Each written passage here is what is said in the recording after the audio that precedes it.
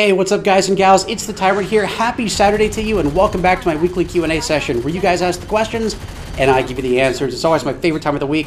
I've got such a great crowd here. You're all great people.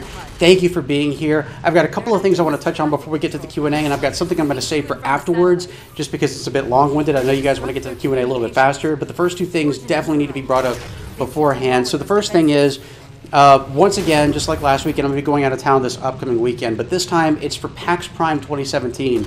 I'm really excited. It's in Seattle, which is 343 Industries' backyard. I'm really hoping I get to see 343 while I'm there because that's one of the biggest things I look forward to every time I go to PAX. And it's an exciting event. I haven't been in about 5 years, so hopefully I'll see him there. I'm really looking forward to meeting Actman and Hidden Xperia and Late Night Gaming and Masters Leads and Halo Cannon. Those are really great guys. If you don't already check their content out already, they're all YouTubers. You should definitely, of course you probably know that anyway, but definitely check out their stuff. They got some great A content over there. The reason I'm bringing this up is because, like last weekend, I'm going to be producing my Q&A a little bit more in advance. Of course, it's still going to come out on Saturday like it always does, but I'm going to pre-upload it for you guys, so it's still going to come out on time. But I'm going to have to do it on Thursday. I'm going to have to actually put it together on Thursday. So if you have questions for me, and of course, I'm sure a lot of you do, I can't wait to see them. You're going to want to submit those to me by Thursday. So I'll tell you how to do that in just a second. The next thing I wanted to bring up is one of my community members, great guy, his name is Jeremy, submitted a question last week, not really for the Q&A, but just something in general. It was a comment he was making, and it was essentially pointing out something I usually say at the beginning of my videos, which is talking about question submission and how I typically hold Twitter questions in a higher regard, even though, you know, all your questions are important. And he pointed out that he doesn't believe that's fair, that my base is here on YouTube, and that I should be looking at the questions equally, if not YouTube more so. And I'm going to say this, Jeremy, if you're listening right now, you make an absolutely great point, and I feel like I kind of screwed up in that regard, and I do apologize. It's good to have you here, man. I know you're a dedicated subscriber, and you know, I certainly don't want to disappoint anybody, and I do think he's right to a point. So I'm going to try to make things more even in that regard. The reason why I bring up Twitter in that way is because I guess questions tend to stand out a little bit more just because I don't have a strong following on Twitter as I do on YouTube. You know, I've got over 33,000 people here, and I've got about 1,200 on Twitter. Not that I'm saying that I don't want more on Twitter as well. It just sort of stands out a little bit more. But he's absolutely right. I should be looking at questions more evenly. If I get 12 questions on Twitter, I shouldn't necessarily leave out anything that's on YouTube. I should be going through this just like I usually would, which is picking out questions that I think are great for discussion, that I think people want to know the answers to the most. And that's how I'm going to start doing it. So I hope that helps. But in that regard, I do need to let you know why Twitter is so important, why I try to get people to sign up, which again, you can find me on Twitter at MythicTyrant. First of all, there's a lot more on Twitter that I can do in terms of interaction with you, in terms of, you know, being able to see you more and so forth, and be able to just bring you in on conversations. Part of that's because as we mentioned before, I have a lot of people on YouTube, and that's great, and I'm hoping to continue to see the community grow. But at the same time, I get hundreds and sometimes even thousands of comments a day. I do my best to respond to as many of them as I can, but if that's all I did, you know, they're not only would that be a full-time job and I wouldn't be able to produce commentary or content for anybody, but there aren't even enough hours in the day to necessarily respond between YouTube and Twitter. And so I guess Twitter is a better way to sort of reach out to me so that I don't miss it. I tend to get more notifications from Twitter than I do on YouTube just because I get so flooded on YouTube sometimes. And again, that's not saying don't comment. Absolutely comment. You know, this is your community too. It's something that I want you to discuss with other people. I want you to engage in discussions, even debates if you want to, and even reach out to me. I guess I like Twitter a little bit better because it gives me more of an opportunity to see those questions. They stick out a little bit more. And not only that, but I don't know if you noticed in the last week, but I've been putting up polls to see what you want to see me play. And I know that's kind of like, well, you're a Halo channel, right? And the short end of it is, yes, but there's only so much Halo content out there, and I want to keep stuff going. And I know that you're like me. Okay, at least most of you are. In fact, I'm willing to bet all of you are. Halo isn't the only game that you play or the only franchise that you like. there's other stuff out there too. And I'm trying to find out from you what you want to see, what other stuff you're interested in, and if it's something that I can get involved with too. I've also, this past week, I posted Resident Evil, I did Rocket League, and barely anyone stepped forward on those. I noticed that in my live stream last night when I did Resident Evil, I had people show up strictly to support me, and that's wonderful. That's great. And when it was asked by someone else in the chat if people were here just to support MythicTyrant or if it's because they liked Resident Evil or both, most people said both. And so I don't know if it's because you aren't getting the word or if you're seeing it and you're like, it's not Halo, so I don't know if I really want to go out of my way to see this. I'm hoping that I can do stuff, more stuff outside of Halo that you like, but you have to tell me what you're looking for. And so that's one of the reasons that I put polls up and so forth. On Twitter, you can let me know what you want to see. And if I see a particular franchise mentioned a lot or multiple franchises mentioned a lot, I can put polls up and that way you can vote on what you want me to do next. And I'm hoping you'll do that because, as I said, there's only been so much Halo content out there, and we're not going to be getting a new Halo game anytime in the near future. So it's time that we start looking at other stuff, too, alongside of Halo. So I hope you guys are with me on that. And I think I've rambled on long enough, so we're going to go ahead and get started with this Q&A. For those of you who don't know how to submit a question, all you got to do, if you want your question featured in next week's Q&A, all you got to do is leave it in the comments section below, or as I mentioned before, you can hit me up on Twitter at MythicTyrant. I do see it easier on Twitter, but as I mentioned before, I'm going to try to keep things more even in that regard. Twitter is a great way to reach out to me as well, just because, you know, you get looped in on the conversations I have with, you know, Actman, Late Night Gaming, Hidden Xperia. You get to participate in those, and don't forget 343 and Bungie as well. So that's an exciting thing for you to do. You get to vote on more content that you want to see. So definitely look me up on there as well. So let's go ahead and get this started. Our first question of the day comes from Matthew, and Matthew asks, when you do the playthrough of the rest of SPV3, will it be like before with 2 videos per mission, with 1 with commentary and 1 without commentary? So Matthew asked a great question. Last year, when the first half of SPV3 was released, I went ahead and did videos for Pillar of Autumn all the way up through Assault on the Control Room. I had 1 video with commentary, 1 without. And of course, now that we have the second half, I went ahead and covered all of the other new missions, you know, 343 Guilty Spark all the way up to the Maw. I didn't show the whole thing, at least most of the time I didn't. I just showed the highlights. And so I think what he's asking is if I'm going to do it from start to finish and then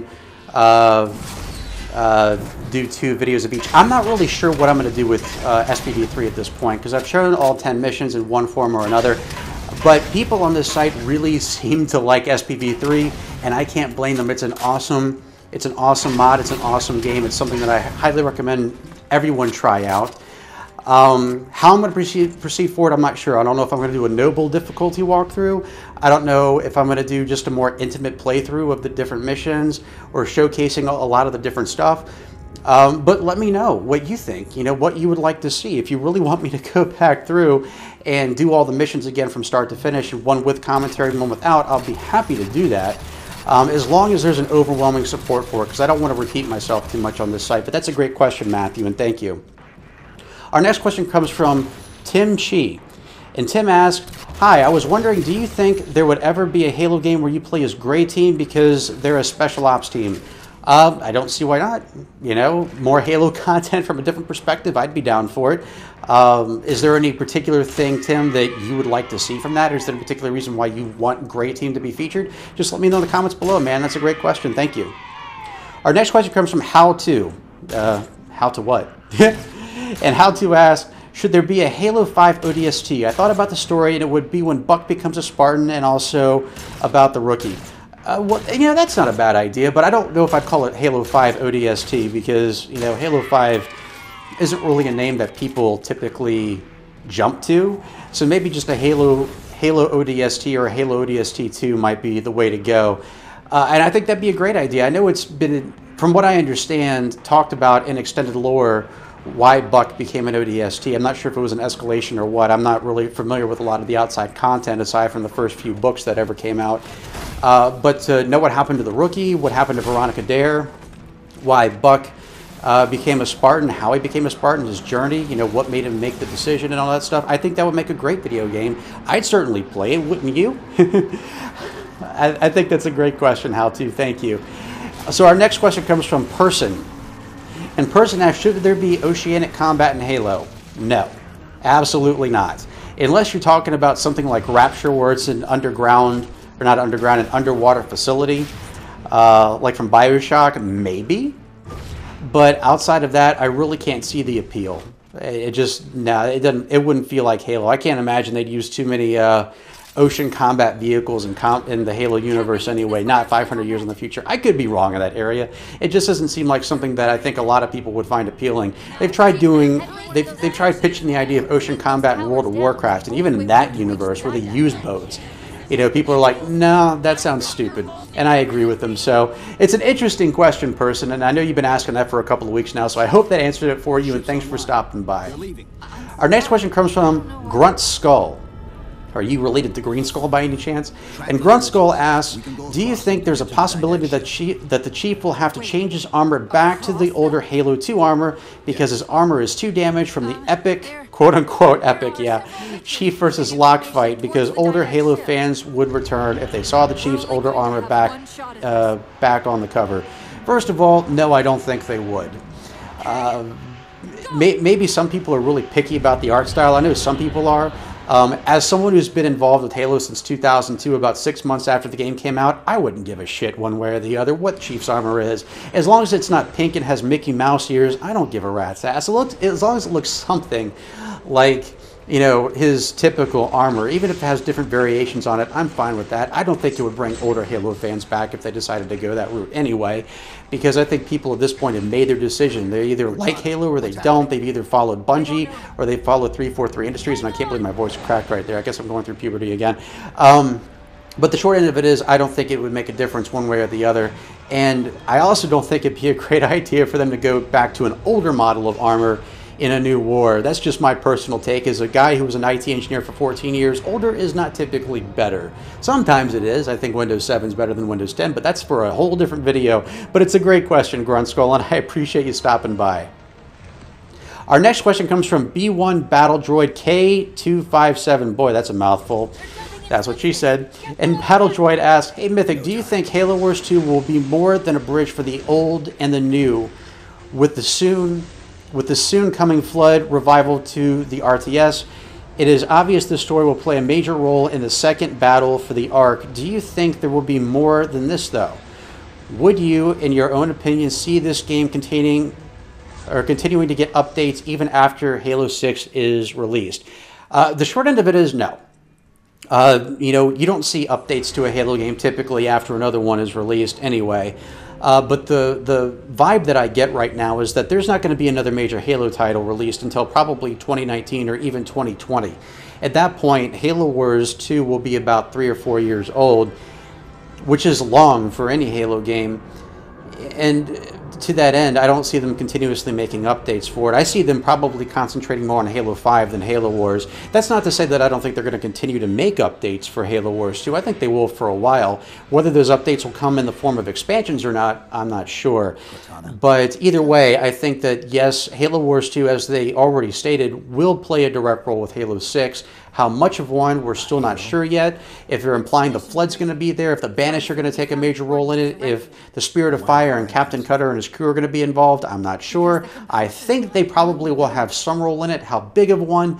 Again, at that point, it's anyone's guess. But I think more than likely, even though we'll still see updates for Halo Wars 2, I don't think we're going to see that many more in terms of expansions or campaign expansions anyway. I mean, I could be wrong there, but I don't think we're going to see that many more. Definitely not going years into the future. But again, that's just my personal opinion. But it's an interesting thing to bring up, Battle Droid. Thank you. Our next question comes from Shadow King. And Shadow King asks, do you think at one point the Didact and Cortana will fight over control of the created? So for those of you who don't know, the created is basically another way of saying the AI that humans created. You know, I don't really know. There's two schools of thoughts about Cortana right now. Hidden Xperia has a thought that she's infected with the Logic Plague. And while that would certainly be an interesting concept, I don't really think that that's the case. The main reason for that is because they're talking about a concept. They're referring back to when Cortana was being held hostage by the Gravemind. And keep in mind, this is from the original trilogy, which hasn't really been in play for at least 10 years. And by the time Halo 6 comes out, it's going to be, you know, maybe possibly up to 14 years. There's an entire new Halo fan base at this point. I don't think that they're going to start borrowing old concepts. I think the most likely one, as I've mentioned in previous videos, is that the Didact was digitized when he was composed, and so now he's in that realm, and that there's some essence of him still out there, and that he might actually be controlling Cortana. In that regard, the only way I could see the two actually fighting over control of the created would be if Cortana managed to somehow break away from the Didact's control. That would be interesting, though, and I wonder if that would affect the Prometheans. I'm not sure whether or not that would be the case. I don't know if that's what we would be seeing, but I don't even know if 343 knows yet. But it's something I guess we'll find out soon enough. I would say probably not. I think that Cortana, I don't think it'll be a fight. I think that if Cortana somehow prevails over whatever is controlling her, whether it be the Logic Plague or the Didact or whatever, once she switches back, I think that's all it's going to be. It's going to be a hard switch. There's not going to be a created civil war or anything like that. So that's a cool concept to bring up, Shadow King, and thanks for stopping by, my friend. Our next question comes from my favorite guy, one of my favorite guys, Arcos Trevelyan. Always good to see you, man. It's been a while. And Trevelyan asked, now for my question, do you think that the Halo community has fallen apart from where it was in the days of Halo 3? And for that matter, do you think it can recover? The answer is yes and no. Because there were two questions there, essentially. Yeah, the peak for me, and I think for a lot of other Halo fans out there, for the community for Halo was back in Halo 3. Even in Reach, we didn't see the kind of push that we saw in Halo 3. I even did a college project on that, for God's sakes. And essentially, what it was, you know, how you knew how strong the community was, you could look at the Halo 3 forum back on Bungie.net, wait for about 60 seconds, hit the refresh button, and all the topics would be different because that's how fast people were posting. That's how many people were always on the forums at any given time posting their thoughts and opinions. A lot's happened since then. Of course, the great Halo schism when Halo changed hands from Bungie to 343 is a key factor there because a lot of people split from the Halo community after that. Some stayed with Bungie, some stayed with Halo. And to that end, that already hurt the community enough as is. And of course, the games aren't as popular as they used to be. And while you could blame 343 for that, I'm not personally. I don't think that it's all on 343. But there's a lot more available out there now. There's more variety for gamers. You know, back then it was pretty much you had Halo, then it was Halo and Call of Duty. Now you've got more. You've got Titanfall, you've got Battlefield, you've got Battlefront, you've got all this stuff out there. You know, it just there's so many choices people have, and so I don't think it's all of Halo. I think people are just finding new and original things. Titanfall, I think, could possibly become the new Halo because it's something new and original. It had a lot of original mechanics behind it, things that we really hadn't seen implemented before. And when they did a story in Titanfall 2, that was fantastic. That was the best campaign I've played in God knows how long. I think that other games are starting to step up to the plate. They're seeing some of the things that other people have done. They're perfecting the techniques. They're perfecting the mechanics. And they're doing their own thing. Halo was famous because it was the first major first-person shooter out there, well, maybe except for Half-Life, that actually had a strong narrative behind it. And so people wanted to follow that narrative and see what happens. It wasn't just about playing the game, it was about unfolding the story. And since then, a lot of other franchises have done that. So I think that, you know, for a lot of people out there, Halo was just a phase, and now they've moved on to other things. It's not that they don't check into Halo from time to time, but it's not the obsession that it once was. So again, I know that part of that might be the schism that happened with Halo between Bungie and Microsoft, but I think a lot of it, more of it actually, is because there's just a lot more content out there for people to enjoy. So that's a great question, Trevelyan. It's always good to see you, my friend. Our next question comes from Zach Ross. Okay. And Zach asks, given that Atriox and the Banished are being set up as the new main bad guys for Halo since the Covenant were put out of commission in Halo 5, how disastrous a move would it be to kill Atriox as quickly as they did Jewel of Dama, given the build-up we are given it in Halo Wars 2 about how the Covenant could barely impact the Banished due to Atriox's skills as both a warrior and a general? This is a really good question. You know, this past week, For my Everything Wrong with Halo series, for my particular episode for Monday, I did Everything Wrong with Halo Infinity, which is another name given to Halo 4 Spartan Ops. The main reason I wanted to focus on that is because I feel like it was a footnote in the series. If you didn't play Spartan Ops, then you didn't know who Jul 'Mdama was in Halo 5. And I feel like that's what the first mission was for. I feel like originally that what they wanted to do was do a second season of Spartan Ops, and they just never got around to it for one reason or another. I'm kind of glad they didn't. They already had their hands full enough as is. But in that regard, I think that they definitely killed them off too quickly. Even if they already had the Warden Eternal and later Cortana as villains, I feel like it would have been better to keep Jul 'Mdama around at least until the Battle of Sinai. And maybe they could have done like a little mini boss battle with him, and when he was too weak, maybe the Warden Eternal comes in, finishes him off, and then you have to take on the Warden Eternal. I thought that would have been more epic, and it would have been a more interesting ending to Jul 'Mdama. It wouldn't have been just a couple of Spartans rushing in to a Jul 'Mdama who's barely protected and just offing him like that. I feel like that would have been a more epic way to bring him to a close and to make him stand out more as a villain. Having said that, if they did the same to Atriox, that would be fucking suicide. I mean, holy crap.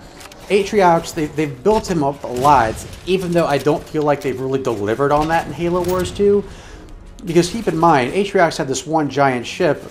Apparently he can fend off the entire Covenant, but one frigate, or whatever the Spirit of Fire is, one crew, he could not, one human crew apparently he couldn't handle, or barely handle anyway. Apparently they're all still on the Ark somewhere, and now they're going to unleash the Flood on top of that and awakening the Nightmare. So that would be interesting. I don't know if Atriox is going to make it to Halo 6, given what's going on with the next expansion. I hope he does, because he's certainly an interesting villain. And I think he deserves to be fleshed out more, and I'd like to see some conflict between the Banished, the UNSC as a whole, and whatever remains either of the Covenant or whatever Cortana is doing with the Prometheans. I hope the Covenant don't join Cortana. I hope it's just the Banished, the UNSC, and the Prometheans, and maybe the Flood is a surprise faction. That would be awesome. So yeah, if they try to kill Atriox off early unceremoniously, it would be horrible. Why would you do that to such a cool character like Atriox? So hopefully that's not going to be the case. I think it would be a huge mistake if they did do that, and I'm hoping they learned from their mistakes in Halo 5. If they did, we shouldn't have that problem with Halo 6. So that's a great question, Zach, and I appreciate it. And our final question of the week, our star question, comes from Austin K. Always good to see you here, Austin. And Austin asks, what do you think will happen or want to happen after Halo 6? Would you want random standalone Halo spin-off games such as ODST, or would you want a new Halo series to start with a new protagonist? This is a great question. So, can you give Cortana access? Let me start off by saying I've said before, I really don't want there to be another series that continues after this one in the timeline. Mainly because I feel like this has already gone far enough. We've gotten a little bit too radical with some of the stuff we've seen, almost borderline space magic at this point with teleporting Prometheans and whatnot. What I would like to see done is for 343 to consider going back in time and maybe taking some of that external lore that they have and making video games out of it. There's certainly a lot of it there. There's more than enough to keep them busy for decades if they really want to, maybe even longer than that. There's events that happened during Halo the Fall of Reach that we could see, such as Harvest, for example. I think there'd be a great game based off of that. As mentioned earlier in the Q&A, there could be a Halo ODST 2. That would be a great option. There's more stuff they could explore between Halo 3 and Halo 4. And I'm sure there's a boatload of stuff they could explore between Halo 4 and 5 to ease that transition a little bit, because it was kind of a hard switch between those two games. There's so much content out there that they could choose to do. And I would rather see them take the Halo franchise, use it to make individual games to help fill the gaps that were, up until now at least, filled by external lore like books and movies and stuff like that, and actually integrate them into the gaming world. That, to me, would be the best move they can make. I think it's something that Halo fans around the world would enjoy, especially those who are in my shoes who don't feel like the outside lore should count. They don't feel like the outside lore should be critical to understand in order to understand the game that's in front of you. That's my personal take on it. I hope that's the direction they go. Again, they have a lot of great ideas to choose from, and there's a lot of things out there that I feel like there are a lot of people out there that want to see? So that's a great question, Austin K. I certainly appreciate it. Why don't you guys let me know in the comments below what game you would like to see created from the Halo universe. Anything that hasn't been created so far, but that has been included in outside lore. Definitely know in the comments below. But before we bring this to a close tonight, I want to bring something else up. I didn't want to do this at the beginning of the video because I already rambled on enough about Twitter and so forth. And this is something I feel like is certainly important and something that should be talked about. So a couple of days ago, I posted a video called Why I Hate Halo 2. The reactions I got from that were very interesting. And it's not a surprise for people who've been here on this site for years, who've known me for years, even 343 Industries. When I started doing the Halo 2 Legendary walkthrough about 5 years ago, I was about 4 missions in before I went to PAX Prime 2012. And when I got there, I was talking to 343, more specifically Jessica Shea, who's also known as BS Angel, and even she mentioned, yeah, we were surprised to see that you were doing a walkthrough for Halo 2. And she's right, I was doing it reluctantly. I was doing it because that was the only Halo game I hadn't done at that point, aside from Wars maybe. And so I did it because that was the last thing on the table, and people kept asking me to do it. So I did it even though I didn't really want to do it. And then I've mentioned over the years that I didn't like Halo 2, but I've never really fully flushed out the reason why. The closest I came was a couple of years ago when I did my Halo Time Travel and Evolution video, when I ranked all of the Halo games from least favorite to most favorite. And I did mini reviews of all the games. And so this past week, I decided to actually flush it out completely, give you the details on why I disliked the game so much. When I did that, I posed a small challenge at the beginning of the video. To paraphrase what I said, basically it was, I can hear you typing right now. Before you even bother watching the video, all you're going to do is see the title and immediately respond in the comments section. You're not even going to bother watching the substance of the video and what it's about. You're just going to go ahead and start typing because the title pisses you off, right? And you know, I went out of my way here to make sure that the title of the video was actually accurate. You know, if you look at the title carefully, it doesn't say Halo 2 sucks. It doesn't say Halo 2 is terrible. It says why I hate Halo 2. I meaning me. I meaning it's an opinion. It's not meant to be a statement. It's not meant to be a declaration. It's an opinion. I have one. I'm entitled to it. You have one. You're entitled to it.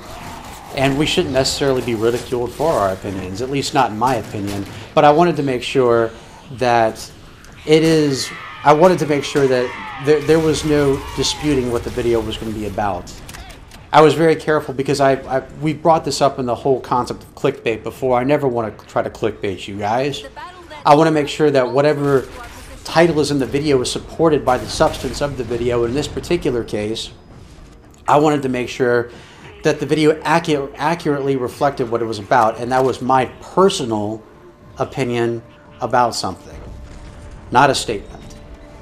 But I'm finding it funny and a little bit terrifying how nowadays we seem to be in a position where if someone makes an opinion that doesn't necessarily align with your own, instead of wanting to have a civilized conversation with the person or just talking, you know, it becomes an all-out war.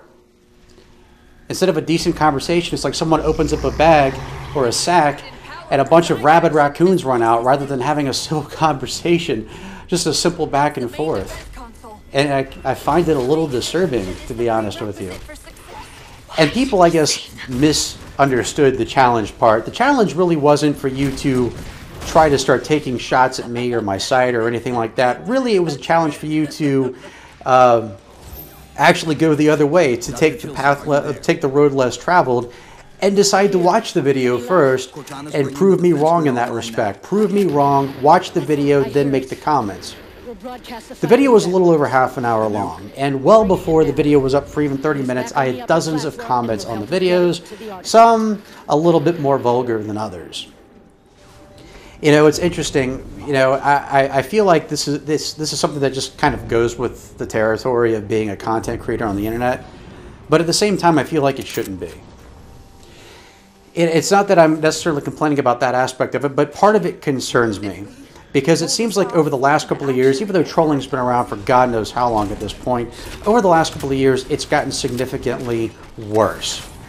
worse than it's ever been, especially since 2015, where that was labeled the year everyone was offended by everything, when really the truth should be it was the first year that everyone started being offended by everything. It was the beginning of a new era. And it's harder nowadays for me to be able to tell the difference between people who are just stupid, people who are ill-informed, and people who are legitimately trolling, trying to get a rise out of other people to draw attention to themselves. I know most of that doesn't apply to the people in this crowd, the one right here today, you watching this right now. One of the things I love about doing these Q&As is I have such a good crowd. I mean, I have a good community in general, but I feel like the best of the best are the ones who typically show up for the Q&As, the ones who engage the most in the community. And the reason I'm telling you this is because I feel like you're the ones who are going to listen the most. Trolling, in my eyes, is a dangerous thing. Most people don't see it that way. Some people say it was just people letting off steam. Some people say, oh, if you don't like trolling, get a bigger backbone. That's not what this is about. It's not just about my site. This goes into a lot more than just video games and what content I create. This is a much bigger epidemic than you realize. I watch the news a lot. I read the news a lot. And I read it from multiple spectrums, okay, all across the spectrum, regardless of what way you swing politically. I like to try to keep an open mind and see things from both sides rather than living in my own bubble. I get my news from Yahoo, MSNBC, CNN, Washington Post, Huffington Post, and believe it or not, Fox News. You know, I don't mind telling you guys that I'm a liberal. I'm a liberal that comes from a family of conservatives. I'm the black sheep of the family, if you will. But the thing of it is, I don't look at the other side. I don't look at people who are more right-swinging as the enemy, because they're not. Plain and simple, they're not bad guys. We're not bad guys. No one's a good guy or bad guy here, no matter which way you lean. It's just, there are people with different perspectives, different principles, different priorities. That's all there is to it. And I try to be understanding regardless of what political spectrum you're on. And that's why I try to make sure that I keep up to date with news from both sides, because I don't want to feel like I'm being, I don't want to feel like I'm holding another side to a different set of standards than the other. We're all human beings, and we all believe different things at the end of the day, and I think that we should always respect each other's beliefs. I think there are reputable people across all mediums, as well as bad people across all mediums. And I try to single out the ones that I think are the most radical, the things that are less about reporting news and more about just getting more hits, riling people up, you know. And it's dangerous. And I say this is dangerous because when I was reading stories the other week, and I know this is a little off topic here, the reason why I say this for the end is so that the Halo Q&A is done, so if you don't want to listen to me rant about something that's non-Halo related, you can stop now. But if you want to hear this, definitely, I recommend that you do, especially if you're someone who's regularly online and you care about the world around you. When the North Korea stuff was going on, when, you know, our president was playing chicken with Kim Jong-un and the whole nuclear situation, I was reading the comments in these articles, beneath these articles, and how saturated with garbage they were just astounded me. And it frightened me as well. I saw people out there encouraging, I shit you not, encouraging the concept of nuclear war. What the fuck is wrong with those people? There is no winner in nuclear war. I don't care what kind of a survivalist you think you are. You do not win. Your best chance in a nuclear war between the U.S. and another superpower is moving south of the equator, and even then your life's going to be hell. But people actually encouraging that, and I couldn't help but think maybe a lot of those people, maybe, are just trolling for attention because they know that's going to hit a soft spot for somebody, and they want to get attention. And my fear is, what happens if that kind of rhetoric actually leads to action? You know, I don't care where you swing on the political spectrum. To bounce back a little bit to 2016, you guys may remember a guy who ran for president named Bernie Sanders. He had a pretty strong fan base. I was one of the supporters too. First and only campaign I've ever donated money to, ever. Because he was someone I believed in. But that's not important for this discussion. The DNC, it was found out today that the DNC and Hillary Clinton actively worked to thwart the Sanders campaign. And most of us see that as being very undemocratic. You know, we should get to choose from each political party who gets to go, who gets the nomination, who gets to make the run for the presidency, right? But that's not what happened here. Legally, they can do what they want to, but it's very undemocratic to go the way they did. Having said that, it was said that anywhere from 12 to 20% of Sanders supporters decided to switch to Trump, basically switch parties. Okay? Now again, I'm not shitting on either candidate here or telling which one is good or bad, whatever. That's for you to decide personally. What I am saying is this is what happened. There are some people who did it because they just didn't like Hillary Clinton. They didn't know enough about Trump to judge, but they knew enough about Hillary Clinton to say, I don't trust this person, so they switched over to Trump. But there are a lot of people, a lot, who did it to spite the DNC, to troll them. An army of trolls was enough to swing the U.S. presidential election and actually get someone into power. Now, you can argue there were a lot of other factors there, and I agree with you, there were, but people who basically were trolling an organization just to try to quote-unquote prove a point was enough to swing the election. So if there are people out there who have that kind of power, through spite, through anger, through trolling, to elect arguably the most powerful man in the free world, or person in the free world, if you will, how dangerous can trolling truly become? The main reason I'm bringing this up with you guys is because I consider you such a great asset to my community.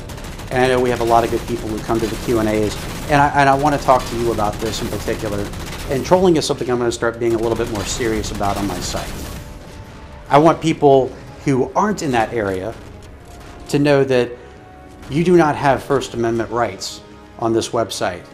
We are not bound by the Constitution. This is tyrant land right here, okay? I'm actually not nearly as strict about what I allow people to post as Bungie used to be back in the day, and hell, they may still be for all I know. I don't really go to their site that much anymore. But I want you to just think, okay, before you post something, are you being a dick? I'm not telling you, okay, that you can't post, comments that are critical.